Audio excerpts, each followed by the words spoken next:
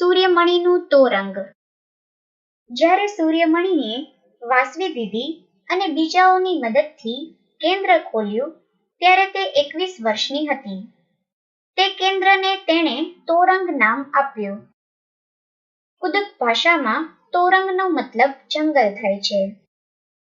સૂર્યમણી ઈચ્છતી હતી કે વનવાસી લોકો તહેવારો પર તેમના ગીતો ગાય અને તેમના પારંપરિક કપડાં પહેરીને મજા માણે. તેઓએ તેમનું સંગીત ભૂલવું જોઈએ નહીં. બાળકોએ પણ છોડવાઓમાંથી ઔષધિઓ અને વાંસમાંથી વસ્તુઓ બનાવવાની કલા શીખવી જોઈએ. બાળકોએ શાળાની ભાષા શીખવી જોઈએ, પરંતુ તેમને તેમની પોતાની ભાષા સાથે જોડવા જોઈએ. આ બધું તોરંગ કેન્દ્રમાં થતું હતું. કુદુક જાતિ અને બીજી આદિવાસી જાતિઓ વિશે ખાસ પુસ્તકોનો સંગ્રહ કરવામાં આવ્યો. વાંસળી અને જુદા જુદા પ્રકારના તબલા ત્યાં મૂકવામાં આવ્યા.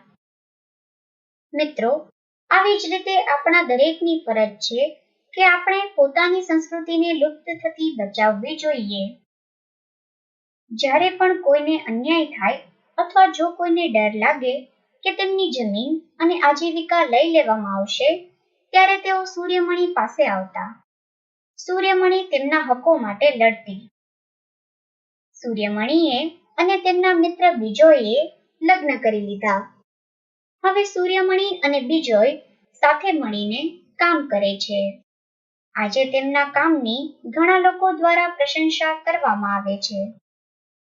બીજા દેશોમાં પણ તેમને તેમના અનુભવોની આપ-લે કરવા આમંત્રણ આપવામાં આવે છે. હવે તો તેમના વિસ્તારના લોકો પણ નવા જંગલના કાયદાઓ માટે પોતાનો અવાજ ઉઠાવી રહ્યા છે. જંગલના હકનો કાયદો 2007. જે લોકો જંગલોમાં ઓછામાં ઓછા 25 વર્ષથી રહેતા હોય તેઓનો જંગલની જમીન પર અને ત્યાં જે ઉગે તેના પર હક છે. તેઓને જંગલમાંથી કાઢી મૂકવા જોઈએ નહીં. જંગલોની રક્ષાનું કામ તેમની ગ્રામ સભા દ્વારા થવું જોઈએ. આપણા દેશમાં ઘણા લોકો દ્વારા જંગલો બચાવવાના કામ કરવામાં આવે છે. તેમાંથી એક નામ છે અમૃતા દેવી બિશ્નોઈ. તેમણે અને તેમના વનવાસી મિત્રોએ જંગલોના રક્ષણ માટે પોતાના જીવનનું બલિદાન આપ્યું છે. મિત્રો, જો જંગલોને બચાવવામાં નહીં આવે તો પૃથ્વી પર કાર્બન ડાયોક્સાઇડનું પ્રમાણ વધશે. પરિણામે ગરમી વધશે અને વરસાદ ઓછો પડવાથી જમીનની ફળદ્રુપતા ઘટશે. સિક્યાનો પત્ર. અહીં ઓડિશાની ધોરણ 10માં ભણતી સિક્યાએ મુખ્યમંત્રીને પત્ર લખ્યો છે. ચાલો આપણે આ પત્રનો ભાગ વાંચીએ. માનનીય મુખ્યમંત્રી શ્રી, અમારા જેવા વનવાસીઓ માટે જંગલ બધું જ છે. અમે એક દિવસ માટે પણ જંગલોથી દૂર રહી શકતા નથી. સરકારે વિકાસના નામ પર ઘણી બધી યોજનાઓ જેવી કે બંધ અને ફેક્ટરીઓ બાંધવી વગેરે ચાલુ કરી છે. જંગલો જે અમારા છે તે અમારી પાસેથી લઈ લેવામાં આવ્યા છે.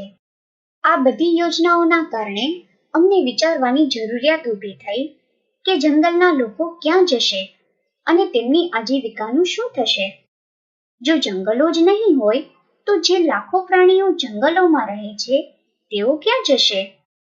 આપણે આપણી જમીન એલ્યુમિનિયમ જેવા ખનિજ માટે ખોદીશું તો શું બાકી રહેશે? ફક્ત પ્રદૂષિત હવા, પાણી અને માઇલો સુધી વેરાન જમીન. મિત્રો, અહીં સિક્યાએ મુખ્યમંત્રીને સરકાર દ્વારા કરતા વિકાસના કારણે તેના ગામના લોકોને શી મુશ્કેલીઓ પડશે તેની જાણ કરતો પત્ર લખ્યો છે. આપણે જાણીએ છીએ કે આપણી આસપાસના વિસ્તારમાં કોઈ ફેક્ટરી કે અન્ય બાંધકામ કરવા માટે વૃક્ષો કાપવામાં આવે છે. આમ વૃક્ષો ઓછા થવાથી હવાનું પ્રદૂષણ વધે છે. આ ઉપરાંત ફેક્ટરીમાં વપરાતા રસાયણો અને દૂષિત પાણીથી જમીનનું પ્રદૂષણ પણ થાય છે. લોકોએ શીખ્યાની જેમ આ મુદ્દા પર અવાજ ઉઠાવવો જોઈએ અને સરકારને જાણ કરવી જોઈએ.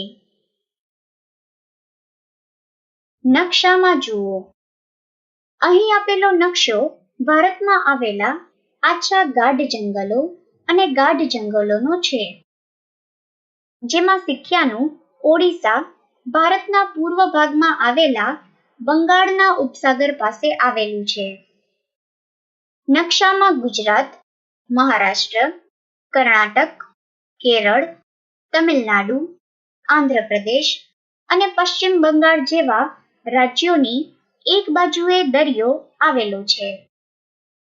નકશામાં સૂર્યમણીનું રાજ્ય ઝારખંડ ભારતના પૂર્વ ભાગમાં છત્તીસગઢની પૂર્વમાં આવેલું છે. ભારતના બધા જ રાજ્યોમાં આછા ગાઢ જંગલો આછા લીલા રંગથી અને ગાઢ જંગલો ઘેરા લીલા રંગથી દર્શાવ્યા છે. જો કોઈ મધ્યપ્રદેશમાં હોય તો તેના માટે દેશની ઉત્તર અને પૂર્વ દિશામાં ગાઢ જંગલો આવેલા હશે. તેમાં ઝારખંડ, છત્તીસગઢ જેવા રાજ્યનો સમાવેશ થાય છે. વિડીયોને લાઈક કરો, સબસ્ક્રાઇબ કરો અને વિડીયોને શેર કરો.